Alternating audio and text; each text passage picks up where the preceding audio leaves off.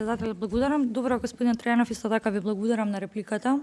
Чисто велам кога одредени реплики доаѓаат од и поискусните, човек може да научи некои работи.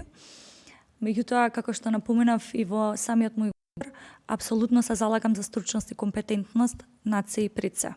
Меѓутоа, повторно напоминувам да не одиме понад црвена линија каде што треба да бидеме многу внимателни во ограничување на човековите права и слободи. И од тука се надевам дека во рамките на овие процедури ќе излеземе заедничко решение како да пристапиме понатака, затоа што од друга страна сите се согласуваме и тоа е навистина еден длабок предизвик или проблем со кој што се соочуваат па скоро секоја влада со која што била од независноста до сега во Република Македонија, а од друга страна се препораки кои што стигнуваат од сите страни, а тоа е токму институциите да бидат ослободени од партиските стеги. Од тука драго ми е што сме на иста линија и верувам дека на крај ќе успееме да изнајдеме да го подобриме ова законско решение. Ви благодарам.